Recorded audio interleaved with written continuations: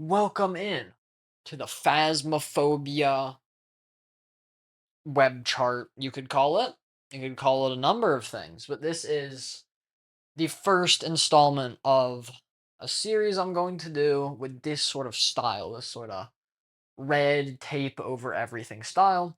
I did make a video about this where it was my channel and my experience, but the lighting was off, everything was off, so I didn't post it. And I don't plan on doing it unless I recreate it, which I probably won't. But this is Phasmophobia. Now, there are a lot of connections on here. There are a lot of notes here that are probably illegible to you, but they all make sense to me. It's all connected.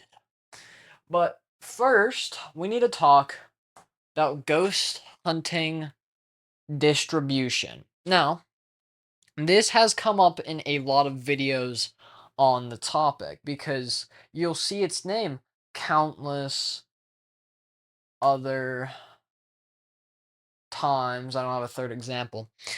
But you'll see them a whole lot throughout the entire game, and it's very interesting to think, what exactly is this entity? So of course we know it supplies the truck, might even own the truck itself. It is the entity or the store or whatever it is that we buy everything from. Something I haven't seen noticed right here at the bottom, this is the plaque for all of the different bones towards the feet. Now, but this is still true for every other plaque in the game. The plaques are even supplied by this same Ghost Hunting distribution, along with one of our cursed possessions, the Ouija board. Now, why do I bring this up? It's been told countless times. Now, I don't think this is the weirdest one. I don't feel like this is the most odd thing we see, but it's definitely one to take note of because this ghost hunting distribution isn't just for commercial use. It's also for, people in their own home to communicate with the dead. Now, the voice on the radio. This has been a question for me forever, for as long as I've played this game, because who is the voice on the radio? We hear him every time we load into a match, every time we load into the game, we hear his voice.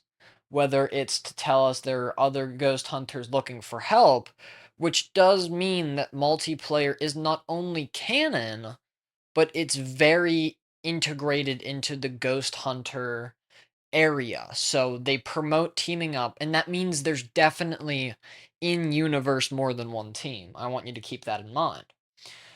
This is the screen you'll see before opening up this shop. Now, why do I bring this up? This is very clearly a different brand. This Ghosts brand, it shows up more than once. It shows up not only on the screens in the waiting area, but also the screens in the truck. They all belong to this company. Interestingly, I don't know whether or not it's the same company as Ghost Hunt Distribution, but it's definitely linked because this is the hardware on which Ghost Hunt Distribution runs some of its software off of, which I have found very intriguing. Now, we get over here to the Apocalypse trophies. These are interesting because these are rewarded by one of our two mystery companies for our participation in this ghost hunting program. So clearly, there has to be some sort of in-universe explanation of why these would be trophies given out for you to have in your possession. And then here, this isn't necessarily specifically the tarot cards, but it's representative of all the other cursed items. If they made the Ouija board, what's to say they didn't make the tarot cards, the music box, so on and so forth, everything? Of course, that is the end of this little company tangent, but I feel like it's not all the explanation that there is to be had to fully flesh out who exactly is Ghost Hunting Distribution and what hand do they have in this whole thing. Now, we move on to this branch where we go off to the ghost. Now, the ghost is the center of the game. It shouldn't be too alien, but my question is, why can we go back to the same locations over and over and over again and we see a different ghost every single time. Clearly, there's some sort of mass death taking place in the locations we visit. I mean, we see it in the lighthouse. There are souls everywhere. There are ghosts lining the sky in there. So does that mean there's also ghosts lining the sky in every other one? We just can't yet see it. Now that's a question for later. Speaking of questions for later, this black box is supposed to be an image of the girl.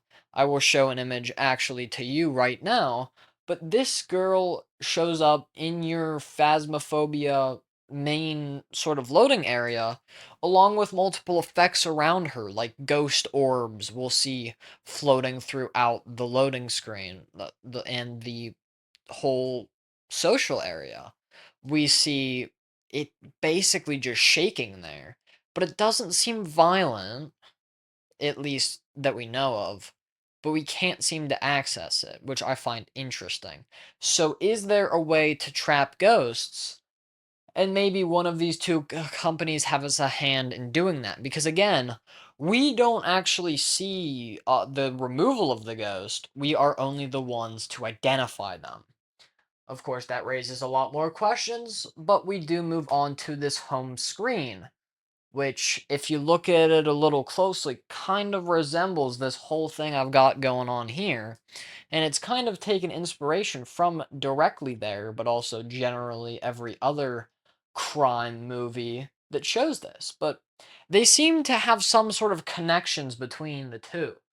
Like, I know I didn't just draw these red lines randomly, and I don't think Ghost Huntin' Distribution would either. I think there's something else behind these connections. Two connected locations might be important. They might be sites of the same killer or sites of the same disaster or something along the lines. Over here, this is mostly to talk about the difficulty selector. Now, again, going back to these statues, difficulties have to be somewhat canon in game, and they're clearly rewarded by Ghost Hunt and Distribution. And so I just found that interesting. And of course, that leads us back to the top. So, what exactly have we learned from this whole graph here? Well, we have two companies, possibly the same entity, possibly different.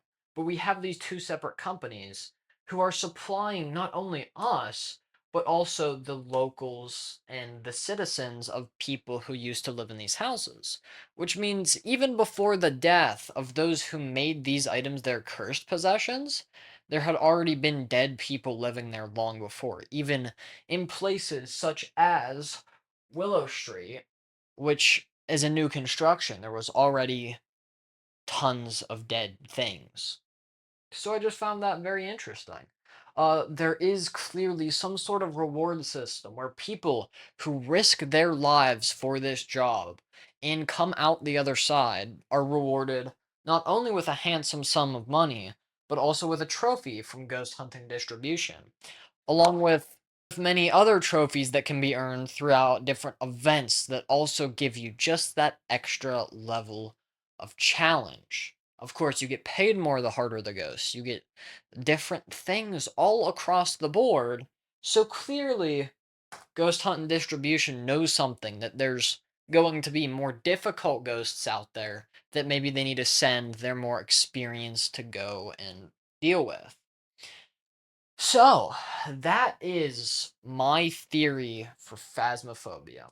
It's nothing too astonishing. It's not all those Phasmophobia theories that, oh, you're actually dead, or oh, you're actually part of the mental institutions that we see.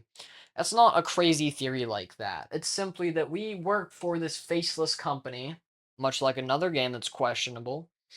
We work for this faceless company with affiliations to another faceless company who really like digging their hands into ghostly stuff. I mean, we see it in both of their names. They are both here to deal with ghosts. They know there are harder ghosts. That's why we get those. They know that ghosts are dangerous. They know exactly how to deal with them. as we've seen in our own little loading area. We've seen that they know how to trap the ghosts, at least if they know what type of ghost it is. Now, what type of ghost the girl is, we have no idea. What exactly the world outside of ghost hunting distribution's small little confines reacts to this kind of information, how they know about all this kind of stuff, or if they know about this kind of stuff, still remains to be seen. But I am excited to see it, as Phasmophobia has been getting a whole lot of lore heavy updates, with the Krampus being completely confirmed in game. Like, it's not even just an event anymore, it's actually the Krampus is an entity. But that's a whole other conversation that doesn't really pertain to the overall lore of Phasmophobia. So, if you did enjoy, I did put a bit of work into this. If you did enjoy, please consider giving this likes and subscriptions. Said that kind of weird, but hey, I'm not perfect. And if you do want to see more of this particular kind of content, please let me know. I'm trying out this new thing. I've been really struggling to get visuals on my videos. Of course, you'll see in my old one series of images or just simple gameplay in the background, where I think we can really step up our game with a couple of murder webs. So, if you did enjoy, continue watching. There's going to be plenty more content like this. Even if it doesn't work out for me, I really enjoyed making this. It was simple, fun, except for hanging this. That was pain. But it was fun actually making this. So, consider coming back. And with that, I'll see you guys down in the comment section.